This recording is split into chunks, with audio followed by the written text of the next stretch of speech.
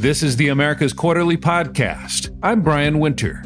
On today's podcast, we'll explore Latin America's so-called food paradox. Why is it that as the region produces and exports more food than ever, it's also having trouble feeding its own people?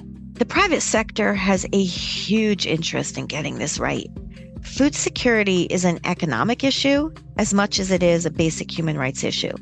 Citi's Global Perspective research team has estimated that the impact of malnutrition could be as high as $3.5 trillion a year. People who are hungry aren't able to stay in school, young children, they're not able to learn. There are a whole multitude of health issues, lack of job productivity. So it's got a negative multiplier impact.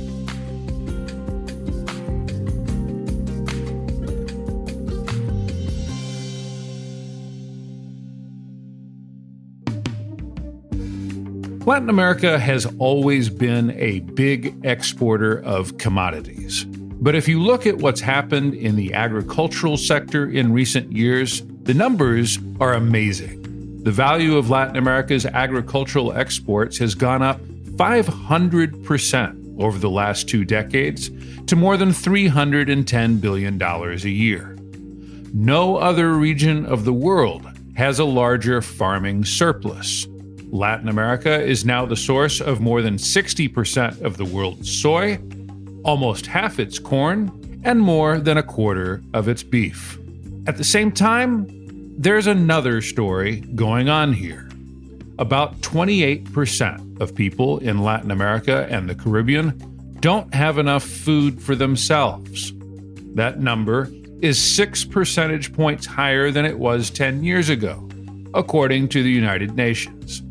That's the equivalent of an additional 48 million people suffering from food insecurity in Latin America compared to a decade ago. In the new issue of America's Quarterly, we call this Latin America's food paradox. We try to explore why it's happening and why it's important. It's a social issue, it's a policy challenge, and I don't think it's politically sustainable. If you have both rising farm production and rising hunger, that's a recipe for a backlash. There's also no doubt that food insecurity is one of the factors behind the region's unprecedented wave of migration. And so it's in the interest of everyone to get our heads around this challenge.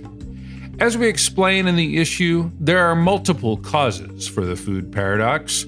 The pandemic certainly played a role, but so did economic crises over the past decade in Brazil, Argentina, and especially Venezuela. Climate change is a factor. It's also probably fair to say that some governments have not given this issue the attention that it deserves. Our guest today is Brandee Mchale. Brandee is the head of the Citi Foundation, which has done a lot of work on the issue of food insecurity across Latin America and elsewhere, and helped make this issue of America's Quarterly possible. Brandee is an advocate for a broad coalition of the private sector, not-for-profits, and governments to address this challenge. She's going to walk us through what's happening, why, and most importantly, what can be done about it, what is being done about it. Brandee, welcome to the America's Quarterly Podcast. Thank you. I appreciate the opportunity to be here with you today. Brandee, as we look at this challenge of food insecurity and this trend in Latin America in particular over the last decade, this is something that can almost seem overwhelming, unsolvable. So my question for you is whether you're policymaker or part of the not-for-profit community or a company that wants to make a difference on this, how do you even begin to attack or address this issue? Well, you're absolutely right. It is an enormous issue. It's complex, but so incredibly important. So let me just start with the simplest way that I think about this. Food is a basic human right. And right now, at this exact moment, 1 in 3 people across the entire globe, not just in developing countries, but developing and developed, 1 in 3 people is impacted by food insecurity. Real people in real places for whom food or a lack of food is causing physical and emotional suffering or economic stress. Now, before the Citi Foundation started delving into this issue, our mission is economic opportunity. We have deep experience in financial inclusion. We are not historically funders in the food security space. But again, because this is an issue of such importance, I always assumed the solution was really straightforward, that it was about managing scarcity. And so if you could figure out a redistribution model, you kind of solve the problem. And I saw it as a singular supply and demand challenge. Solutions would center on how to take food from places where it's abundant and just move it to places where it's scarce. But what we've learned, Brian, is that if we only focus on redistribution, we will never get to the root causes that exacerbate food insecurity and create persistent food insecurity. Climate, economic volatility, geopolitical conflict. And so it's important that we don't just look at food security as a standalone condition, but as a symptom of these multiple exacerbators. And our Global Innovation Challenge was designed then to invest in efforts that are bringing food to people today, while also looking for those more systemic solutions that take into account root causes and help us stop this growing trend. So, Brandee, what I'm hearing from you is essentially this is about more than creating food banks that physically distribute food to people. Those are important too.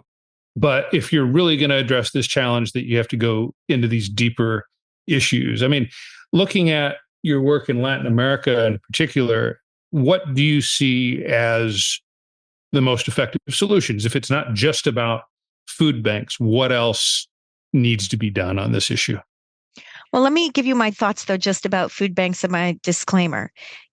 Food banks don't necessarily get at the root causes, but food banks are where the rubber meets the road and where we really understand what households are facing. So I'd say they have an incredibly important role, both in providing emergency relief, but also really understanding the conditions that households facing food insecurity are dealing with. But the best part about being engaged in this work through a Global Innovation Challenge is we've had the chance to learn about a whole range of ideas from across the globe and deepen understanding about what works or what could work and why. And the way that I've organized the most effective ideas, I created my own catalog in my head, and I call it the 4 A's. It's access. People are in need now. Let's get affordable and healthy food to them now. Affordability, making sure that we can address the financial burden that rising food prices are facing on low-income communities. The 3rd A, availability, reinventing the supply chain to lower the cost of food, shortening supply chains in urban areas so residents can access fresh food. And then the 4th A, it's really an AP, it's advanced planning, supporting community leaders to be able to prepare for and to respond to crisis moments that create food security disruptions. Brandee, I spoke about this a little bit in the introduction, but what do you see as the reasons that explain how we got here in Latin America? This food paradox that I spoke about in the introduction, this idea that even as the region is producing and exporting significantly more food than it was 20 years ago, the percentage of people who are suffering from food insecurity is still significantly higher today than it was a decade ago. I have questions about, whether that's sustainable over time, politically, economically, environmentally, in other ways. But this is an area where Latin America looks somewhat different from the rest of the world. What have you observed that might explain to us how we got here? Let's actually just for a moment, I do want to just sort of point out the obvious, like food insecurity has been with us since the beginning of time. It's how, even in ancient civilization, food insecurity really shaped how the world was built, where people lived, where they migrated to, wars and conflicts. So it's really at the heart of how we've organized society, either food security or insecurity. So it's always been present. But it's just mind-boggling to me that in this moment of so much innovation in the world, that it's just something we have not been able to wrap our arms around. And, in 2022, 37% of Latin Americans suffered from food insecurity, and that's 5 or 6 percentage points higher than in 2019 before the onset of the pandemic. And I think during this time period, there are a couple things that have particularly exacerbated the situation. Extreme weather events, which have led to crop failures. We know that extreme weather is going to continue and get even more extreme. We can't stop weather. We certainly can try to mitigate climate change that's leading to extreme weather, but we really need to accelerate what we're doing, this connection to be prepared to avoid the crop failures that we have. I have been struck, Brandee, how this year in 2024 in particular, we have seen so many impacts from climate change, from extreme weather all across Latin America.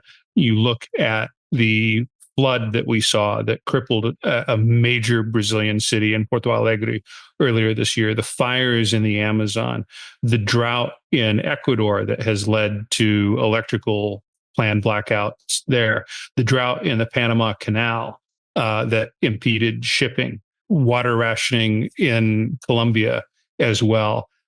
This has been an issue that's been on our radar for many years now, but this year was different, and I that must play into some of these questions about food insecurity as well.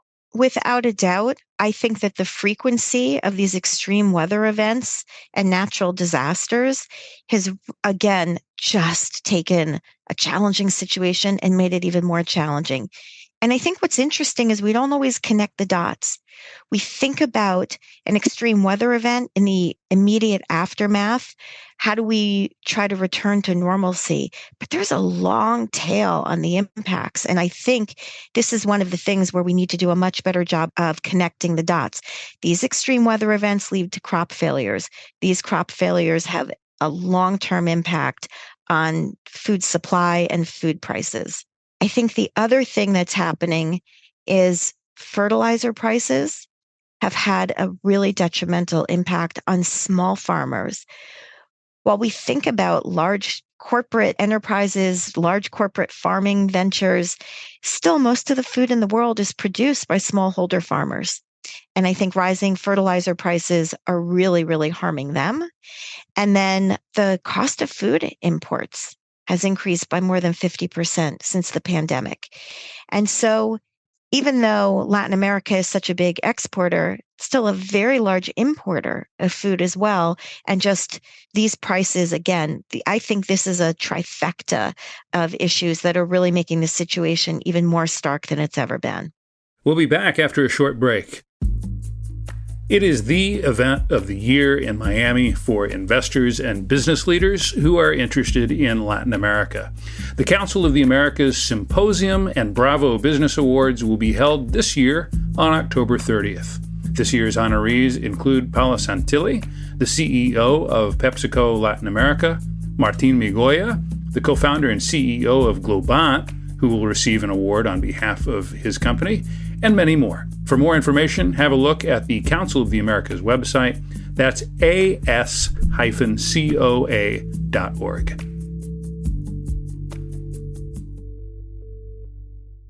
You spoke about the need to be creative and maybe holistic in the way that all this is addressed. There are some organizations that I know that you're working with, some of which we profiled in this new issue of America's Quarterly. Can you tell us just a little bit about some of these programs on the ground that are doing good work that might surprise people in some ways? Yeah. So first, I will say we found so many social innovators across the globe that were trying to address this challenge. And not every idea that we backed was from a new entity or a new social entrepreneur. I will say that there are organizations with a lot of deep experience and expertise in this space that have been in place for a while. And their interest in having catalytic funding to do things differently, I think was really a standout of this whole effort for us. So one example is working with the network of food banks, Bancos de Alimentos in Argentina, to look at how do we bring efficiency to the food bank process. Again, as we just talked about, these food banks are vital lifelines. How do we take practices from the private sector and make sure that we are operating these food banks as efficiently as possible, not just so that they get food out to households in need, but how do they get food in much more efficiently and really look at the entire supply chain. Heartland Alliance International is a global organization doing work in the Dominican Republic for migrants and stateless individuals living in rural communities, working to improve sustainable farming practices. I think making sure that we're getting technical training and expertise out to rural communities that may not have the same access to information and to testing new methods, incredibly important. We're working similarly in Mexico with an organization called NOOP that is working with low-income coffee and cocoa farming families in indigenous areas. And they're incredibly efficient and effective at producing coffee and cocoa crops and helping them to diversify so they're not so dependent on a single line of business, and they're diversifying through things such as beekeeping or other agroforestry crops. And then again, another example from Mexico is the Hunger Project, also working with indigenous women to create community-led food businesses. I bring up these 4 examples because we're looking at this on a holistic basis. It's not just enough to improve the food supply. We also have to improve food distribution and also knowledge and understanding about where to go and how families can actually manage their financial lives that take into account the growing food prices. A lot of our listeners may have thought about this as an issue primarily for governments, Brandee, and maybe for members of the not-for-profit community as well. Churches, sure, but not necessarily big corporations and private sector foundations. Why is this an area where you believe that the private sector needs to play a role, and how do you make some of these decisions about who and where to act? The private sector has a huge interest in getting this right. Food security is an economic issue as much as it is a basic human rights issue. Citi's Global Perspective research team has estimated that the impact of malnutrition could be as high as $3.5 trillion a year. People who are hungry are unable to stay in school, young children, they're not able to learn. There are a whole multitude of health issues, lack of job productivity. So it's got a negative multiplier impact. And one of the things we've been thinking about is how do you actually finance these solutions? And while it's true, this is primarily something that governments have been very focused on, again, the private sector has an important role to play in accelerating innovations in supply chain production methods.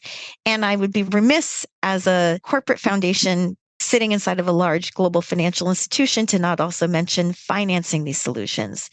Government can't do it alone. You need private sector capital in order to accelerate the capital that we're going to need. And if we get it right, Citi's research team found that the economic benefits to society could reach up to $5.7 trillion annually. I think when we look at the cost benefit analysis, if we don't get it right, $3.5 trillion negative impact. If we get it right, up to a $5+ trillion positive benefit. Well, and final question for you here, Brandee. I've been encouraged by the fact that these numbers are now heading the right way in Latin America, as well as in some other places over the last 2 years after this scary increase in the food insecurity number that we saw as a direct consequence of COVID-19. It seems that governments and others, including the private sector, are having some early success in getting their hands around this trend, understanding what works, and starting to drive these numbers in the right direction. Some governments are doing better than others. It's true. Progress in some countries is better than others. Economic growth is surely part of the equation also in a lot of these places, but so are other factors as well. Where do you think we're headed? Do you share a little bit of that, incipient optimism, and what do you see as the potential challenges to keeping those numbers heading in the right direction? I think in this moment that we're living in, there are so many competing needs. There is so much uncertainty. There is so much volatility. I think the most critical thing we can do, and that's why I am so thankful that America's Quarterly has focused on this situation. And I think you got it 100% right when you referred to this as the food paradox. I think we need to bring much more awareness to policymakers, to private sector leaders, to community leaders to really understand that this is a multifaceted challenge. It's going to require a range of systemic solutions. And the first step in solving this problem is to get really clear about what is actually happening.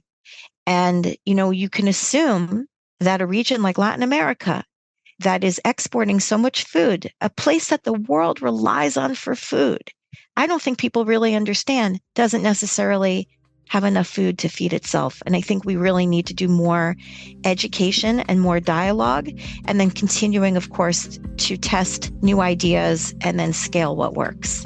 Well, cheers to that. And we thank you for your support on this issue as well, Brandee. And thank you for joining us here today on the AQ Podcast. Thank you. Thank you for listening to the America's Quarterly Podcast. If you enjoyed this episode, please leave us a review, give us a rating, and subscribe wherever you get your podcasts. The America's Quarterly Podcast is produced and edited by Luisa Franco. Our sound engineer is Gabriela Baez.